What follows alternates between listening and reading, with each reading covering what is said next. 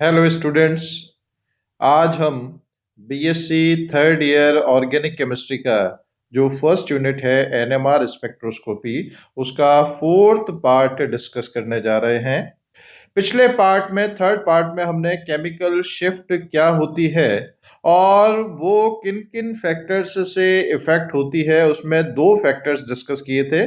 उसमें inductive effect या प्रेरक प्रभाव क्या होता है और एनाइसोट्रोपिक इफेक्ट क्या होता है और वो किस तरह से केमिकल शिफ्ट को इफेक्ट करता है, जिसमें पाई इलेक्ट्रॉन्स जो हैं वो किस तरह से केमिकल शिफ्ट को इफेक्ट करते हैं, जिसमें हमने एल्कीन एल्काइन और बेंजीन वगैरह का एग्जाम्पल लिया था। अब और कुछ फैक्टर्स हैं जो कि केमिकल शिफ्ट के मान को प्रभावित करते हैं, उसको हम आज डिस्कस करने जा रहे हैं। So next part is type of hybridization, यानी कि वो जो प्रोटॉन है वो किस प्रकार के संकरित कार्बन से जुड़ा हुआ है। अब इसमें कार्बन की तीन संकरण अवस्थाएं हो सकती हैं, sp3, sp2 और sp। तो प्रोटॉन जो है वो sp3 संकरित कार्बन से भी जुड़ा हो सकता है, sp2 संकरित कार्बन से भी जुड़ा हो सकता है और sp संकरित कार्बन से भी जुड़ा हो सकता है। अब इन तीनों कार्बन में जो एस लक्षण है वो सब में अलग अलग होता है। इसमें 25% एस लक्षण है क्योंकि चार में से एक एस है। इसमें 33.3% एस करेक्टर या एस लक्षण है क्योंकि तीन में से एक एस है। और इसमें 50% एस लक्षण है। अब एक पार्ट जो कि इंपॉर्टेंट है कि electronegativity of carbon increases with the increase in S character. Carbon की विद्युत ऋणात्मकता का मान एस लक्षण बढ़ने के साथ साथ बढ़ता जाता है। तो एस लक्षण बढ़ने के साथ साथ क्योंकि इलेक्ट्रोनेगेटिविटी जो है वो बढ़ती जाती है, तो इलेक्ट्रोनेगेटिविटी बढ़ते जाने के कारण उसकी जो डी शील्डिंग है, विपरिरक्षण है, वो बढ़ता जाएगा क्योंकि इलेक्ट्रोनेगेटिविटी ज्यादा हो गई, यानी कि वो ज्यादा फोर्स के साथ कार्बन और हाइड्रोजन बंध के इलेक्ट्रॉन को अपनी ओर आकर्षित करेगा, तो डी शील्डिंग विपरिरक्षण उसमें होगा। तो जितना एस लक्षण ज्यादा होगा कार्बन की इलेक्ट्रोनेगेटिविटी उतनी ही ज्यादा होगी और उसमें डी शील्डिंग जो है वो सबसे ज्यादा होगा। तो sp संकरित कार्बन से जब हाइड्रोजन जुड़ा हुआ है तो इसमें डी शील्डिंग सबसे ज्यादा होगा, तो इसमें डेल्टा वैल्यू अपेक्षाकृत सबसे ज्यादा होगी। इसमें डी शील्डिंग रिलेटिवली कम होगा क्योंकि एस लक्षण थोड़ा कम है, तो इसकी डेल्टा वैल्यू जो है वो और कम होगी। और इसमें एस लक्षण जो है वो सबसे कम है तो इलेक्ट्रोनेगेटिविटी सबसे कम है, तो इसमें वी परिरक्षण या डी शील्डिंग सबसे कम होगी, तो इसलिए इसमें डेल्टा का मान, केमिकल शिफ्ट का मान और भी कम होगा। हालांकि उसमें ओलिफेनिक बॉन्ड में और एसिटिलिनिक बॉन्ड में एनाइसोट्रोपिक इफेक्ट जो है वो केमिकल शिफ्ट के मान को प्रभावित करता है, वो अलग ऑलरेडी हम डिस्कस कर चुके हैं। बट उसमें कोई ओलिफेनिक या एसिटिलिनिक वाला एनाइसोट्रोपिक इफेक्ट छोड़ दें तो उस केस में ये डी शील्डिंग का प्रभाव होता है, depending on nature of hybridized state of carbon to which proton is attached. जैसे sp3 संकरित कार्बन से यदि कोई हाइड्रोजन जुड़ा हुआ है तो उसमें डेल्टा वैल्यू जो है नॉर्मली 0 से 2 के बीच में होती है। और यदि sp2 कार्बन के साथ हाइड्रोजन जुड़ा हुआ होता है तो उसमें डेल्टा वैल्यू जो है वो अराउंड 4 to 7 के बीच में होती है। हालांकि इसमें एल्डिहाइडिक प्रोटॉन और एरोमेटिक प्रोटॉन में वो एनाइसोट्रोपिक, मैग्नेटिक एनाइसोट्रोपिक इफेक्ट होता है, तो उस केस में डेल्टा वैल्यू और भी ज्यादा बढ़ जाती है।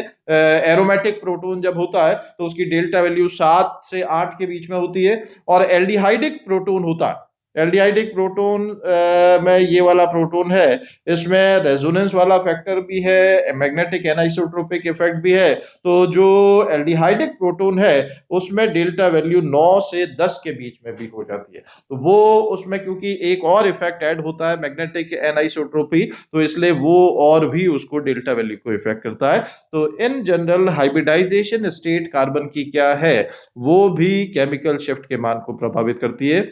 Proton attached to sp3 hybridized carbon are less shielded than those attached to sp3 hybridized carbon. तो ये कारण इसमें ऑलरेडी हम डिस्कस कर चुके हैं। जैसे ये डबल बॉन्डेड कार्बन है, इसमें ये एरोमेटिक वाला है और ये ओलेफिनिक वाला है। तो एरोमेटिक वाले में ये डेल्टा वैल्यू और भी बढ़ गई क्योंकि उसमें मैग्नेटिक एनाइसोट्रोपिक इफेक्ट और आ गया है। और ये जो sp3 संकरित कार्बन के साथ जब हाइड्रोजन जुड़ा हुआ है तो उस केस में डेल्टा वैल्यू काफी कम होती है। तो ये है इफेक्ट ऑफ हाइब्रिडाइजेशन या संकरण का क्या प्रभाव होता है। अब नेक्स्ट फैक्टर इसमें है हाइड्रोजन बॉन्डिंग डीशील्ड्स प्रोटॉन्स।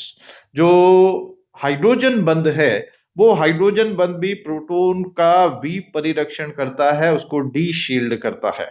अब हाइड्रोजन बॉन्ड क्या होता है? जब भी हाइड्रोजन किसी अधिक विद्युत ऋणात्मक तत्व जैसे कि ऑक्सीजन या नाइट्रोजन या फ्लोरीन इत्यादि के साथ में जुड़ा हुआ होता है, when it is attached to more electronegative atom like oxygen, nitrogen, fluorine etc, तो उस केस में हाइड्रोजन बंद होता है। जैसे कि अल्कोहल का केस है या वाटर का केस है या अमोनिया का केस है। इस तरह के कंपाउंड जिसमें हाइड्रोजन या प्रोटॉन इन अधिक विद्युत ऋणात्मक तत्व के साथ जिनका इलेक्ट्रोनेगेटिविटी वैल्यू हाई है और साइज रिलेटिवली स्मॉल है, तो उस केस में हाइड्रोजन बॉन्डिंग होता है जिसमें इलेक्ट्रोस्टैटिक फोर्स ऑफ अट्रैक्शन के कारण एसोसिएशन या संगुणन होता है अणुओं का। तो अब जैसे इसमें अल्कोहल का हम केस में लें तो इसमें जो अल्कोहल का ऑक्सीजन है वो इधर एक अल्कोहल के हाइड्रोजन से जुड़ा हुआ है विद्युत आकर्षण बल से, और इसी तरह से यहां पर भी ये विद्युत आकर्षण बल से जुड़ा हुआ है। इसको और हम सिंपल वे में लिखें ROH ROH ROH। ये नेगेटिव ये पॉजिटिव विद्युत आकर्षण बल से जुड़ेगा, ये नेगेटिव पॉजिटिव विद्युत आकर्षण बल से जुड़ेगा, ये फिर यहां पर प्रोटॉन से जुड़ जाएगा। तो यहां पर प्रोटॉन जो है वो दोनों तरफ अधिक विद्युत ऋणात्मक ऑक्सीजन से जुड़ा हुआ है। एक तरफ वो नॉर्मल कोवेलेंट बॉन्ड से जुड़ा हुआ है और एक तरफ इलेक्ट्रोस्टैटिक फोर्स ऑफ अट्रैक्शन से जुड़ा हुआ है। तो इस कारण से दोनों हाईली इलेक्ट्रोनेगेटिव एटम इलेक्ट्रॉन को अपनी ओर अट्रैक्ट करते हैं। तो इसलिए इस पर जो हाइड्रोजन पर के पास में जो इलेक्ट्रॉन डेंसिटी है वो रिलेटिवली काफी कम हो जाती है। तो इसलिए ये क्या कर रहे हैं, हाइड्रोजन बॉन्डिंग के कारण प्रोटॉन का डी शील्डिंग कर रहे हैं, विपरिरक्षण कर रहे हैं। डी शील्डिंग का मतलब क्या है? The chemical shift depends on how much hydrogen bonding is taking place. Hydrogen bonding lengthens the OH bond. OH bond को जो है उसके मान को थोड़ा सा लंबाई को बॉन्ड लेंथ को बढ़ा देता है and reduces the valence electron density. Valence electron density जैसा बताया रिड्यूस हो जाती है around the proton, therefore it is D shielded and shifted down field in the NMR spectrum. क्योंकि जब भी डी शील्डिंग होता है, विपरिरक्षण होता है, तो डाउन फील्ड शिफ्ट होता है, यानी कि लेफ्ट साइड में शिफ्टिंग होता है और डेल्टा की वैल्यू जो है वो अपेक्षाकृत बढ़ जाती है।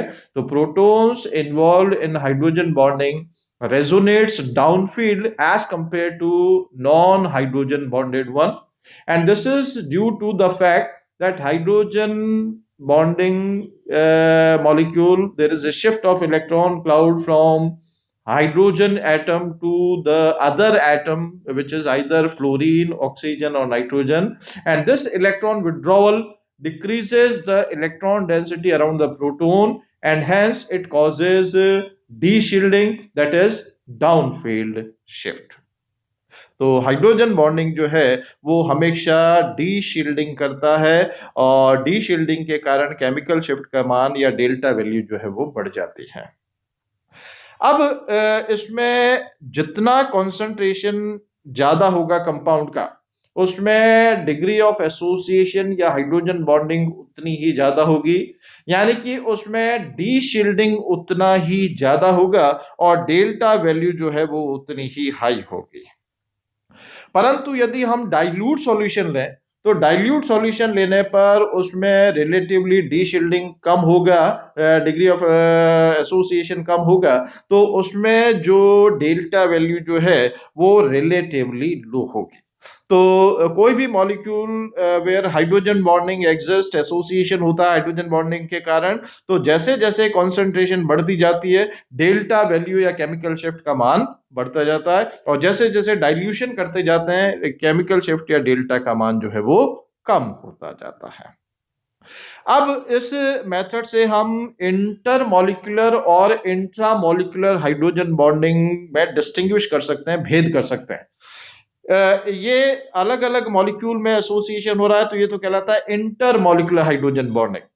पर कुछ एग्जाम्पल्स ऐसे होते हैं जिसमें with in the same molecule hydrogen bonding होता है, एक ही अणु में दो ध्रुवीय बंध है और उसमें हाइड्रोजन बंध हो जाता है, जिसको हम इंट्रा मॉलिक्यूलर या अंतः अणुक हाइड्रोजन बंध कहते हैं। तो अंतः अणुक हाइड्रोजन बंध में यदि हम उसका कॉन्सेंट्रेशन कम या ज्यादा कर दें, डाइल्यूशन कर दें, तो उसमें केमिकल शिफ्ट के मान में कोई भी फर्क नहीं पड़ता है। तो यदि केमिकल शिफ्ट का मान कॉन्सेंट्रेशन बढ़ाने पर बढ़ रहा है तो इसका मतलब उसमें इंटर मॉलिक्यूलर हाइड्रोजन बॉन्डिंग होगा, और कॉन्सेंट्रेशन चेंज करने पर डेल्टा की वैल्यू प्रभावित नहीं हो रही है, इसका मतलब उसमें इंट्रा मॉलिक्यूलर हाइड्रोजन बॉन्डिंग होगा। अब next vector is van der Waals deshielding. Van der Waals deshielding क्या है? The electron cloud of the bulky group will tend to repel the electron cloud surrounding the proton and the proton is de-shielded. जैसे एक उदाहरण लें हम,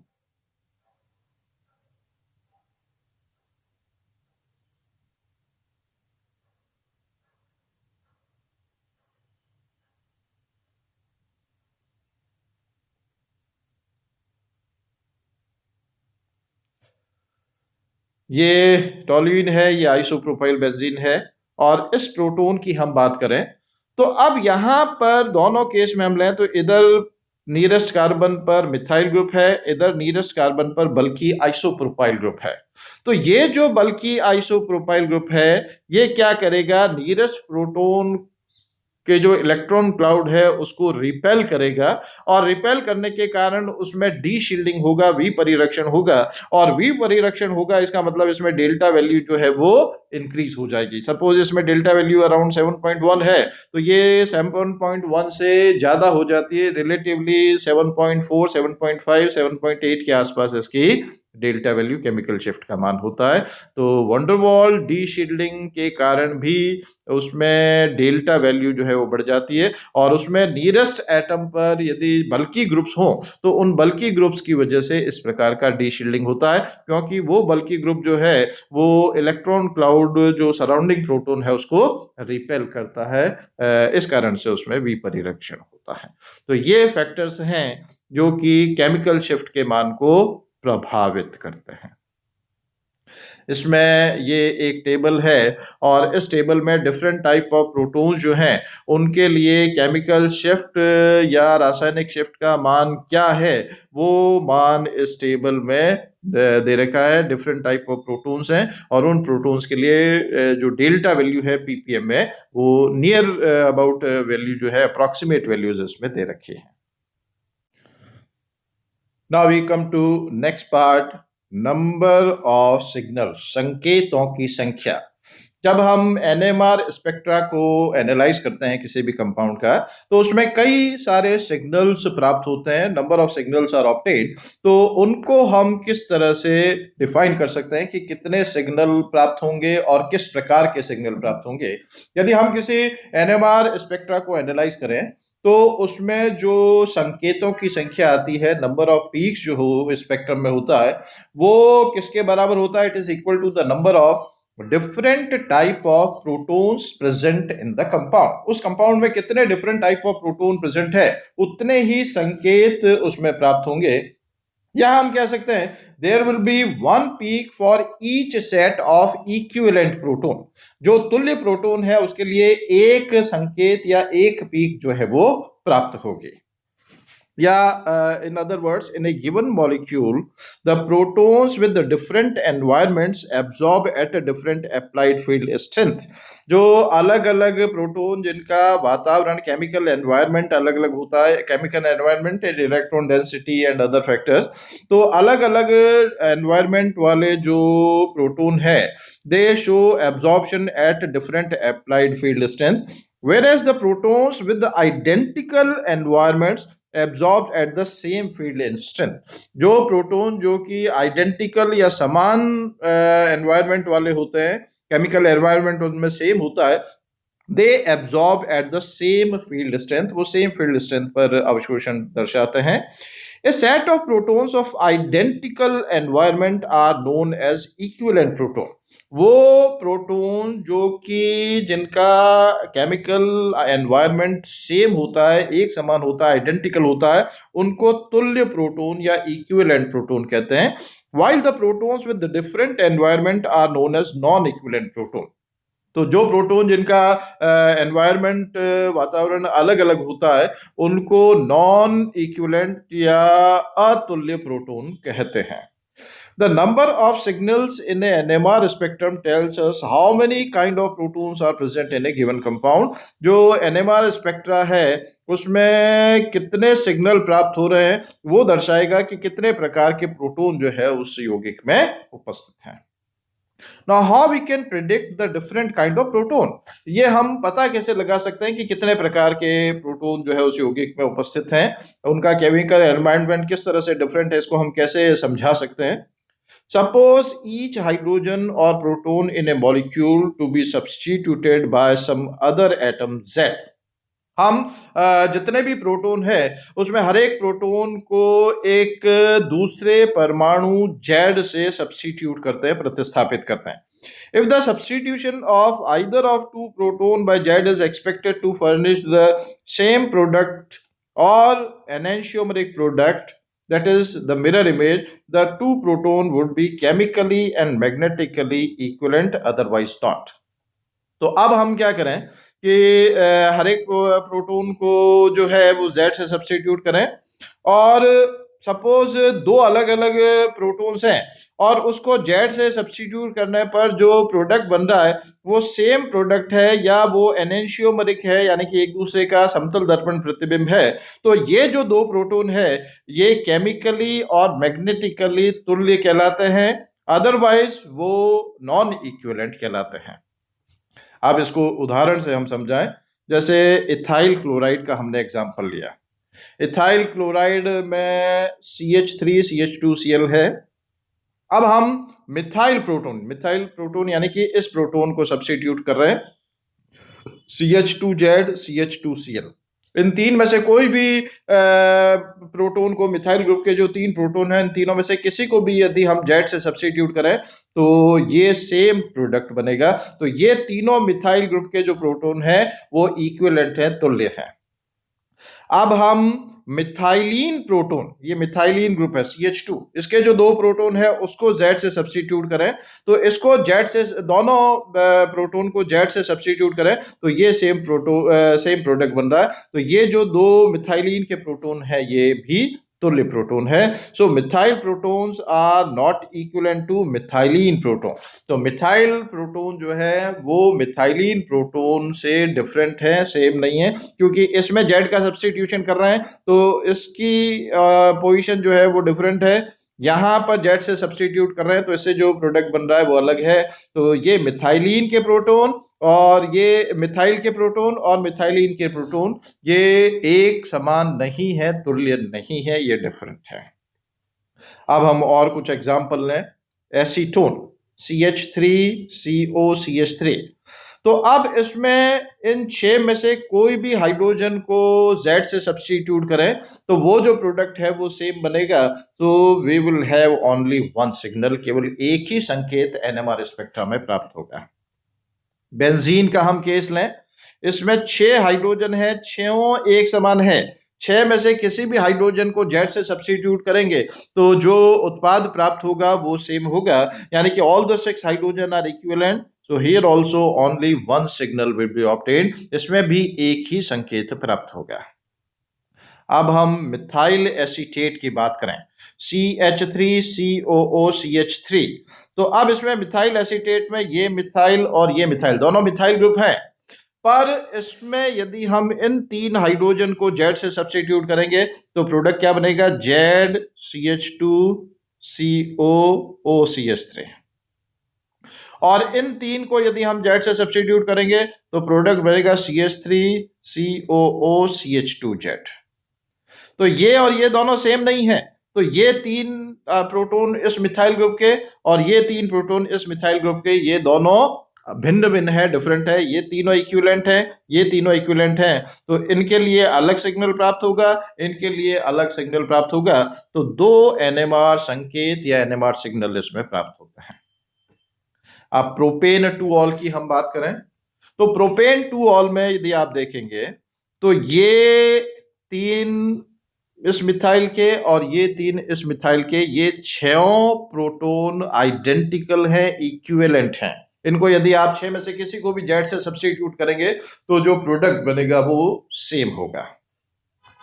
ये जो हाइड्रोजन प्रोटॉन है जो कि इस सेंट्रल कार्बन से जुड़ा हुआ है, इसका जो एनवायरनमेंट है वो डिफरेंट है, तो इससे एक अलग संकेत प्राप्त होगा। और ये जो प्रोटॉन जो कि हाइड्रोजन जो कि ऑक्सीजन से अटैच्ड है, इसका एनवायरनमेंट या वातावरण अलग होगा। तो ये 6 एक प्रकार के हो गए, ये एक तरह का हो गया और ये एक तरह का हो गया। तो ABC 3 एनएमआर संकेत या सिग्नल जो हैं इस यौगिक में प्राप्त होंगे प्रोपेन टू ऑल में। अब integration off peak, integration off peak क्या है? Not only does each different type of hydrogen gives a distinct peak in the NMR spectrum, but we can also tell the relative number of each type of hydrogen by a process called integration. Integration विधि से कितने प्रकार के, suppose 2 type of equivalent hydrogen are present, अब उनमें भी equivalent में भी कितने हाइड्रोजन हैं, 2 हैं या 3 हैं या 4 हैं, वो हम पता लगा सकते हैं by the determination of area under the peak. उस पीक या संकेत के नीचे का जो एरिया है उससे हम रेशियो जो है उन डिफरेंट प्रोटॉन्स का वो प्राप्त कर सकते हैं। The area under a peak is proportional to the number of hydrogen that generate the peak. जो हाइड्रोजन, जो तुल्य हाइड्रोजन प्रोटॉन जो है पीक दे रहा है, उसके नीचे का जो एरिया है, उसका नीचे का जो क्षेत्रफल है, उससे हम नंबर ऑफ हाइड्रोजन, वो उस तरह के हाइड्रोजन की संख्या कितनी है वो निकाल सकते हैं। इसको हम फिर आगे अभी डिटेल में डिस्कस करेंगे। जैसे स्पिन स्पिन स्प्लिटिंग अब काफी कुछ इंपॉर्टेंट है। जैसा हमने कहा कि अलग अलग प्रकार के तुल्य प्रोटॉन जो है वो अलग अलग पीक, जैसे उदाहरण के तौर पर CH3 CH2 Br, ethyl bromide का हम केस लें, तो अब इथाइल ब्रोमाइड के केस में कितने जो है संकेत प्राप्त होंगे? ये मिथाइल ग्रुप का प्रोटॉन अलग संकेत देगा, मिथाइलिन ग्रुप का प्रोटॉन जो है अलग संकेत देगा। तो 2 सिग्नल्स इसमें हम प्राप्त करेंगे। अब इन इक्विवेलेंट प्रोटॉन की संख्या 3 है, इन इक्विवेलेंट प्रोटॉन की संख्या 2 है, तो वो जो संकेत प्राप्त होंगे वो 3:2 रेशियो के रूप में प्राप्त होंगे। उनका जो पीक का जो नीचे का एरिया होगा वो 3:2 रेशियो में प्राप्त होगा। अब यहां पर ये जो हम पीक प्राप्त कर रहे हैं मिथाइल ग्रुप के लिए या मिथाइलिन ग्रुप के लिए, इनका फर्दर स्प्लिटिंग होता है जिसको हम स्पिन स्पिन स्प्लिटिंग या स्पिन स्पिन कपलिंग के नाम से जानते हैं। तो वो स्प्लिटिंग किस तरह से होता है, क्यों होता है, उसका क्या कारण है, डबलेट, ट्रिपलेट, क्वार्टेट, क्वांटेट वगैरह क्या होते हैं और उसमें स्प्लिटिंग फर्दर किस तरह से होता है, और स्पिन स्पिन कपलिंग कांस्टेंट क्या होता है, वो अब हम नेक्स्ट पार्ट में डिस्कस करेंगे। Thank you.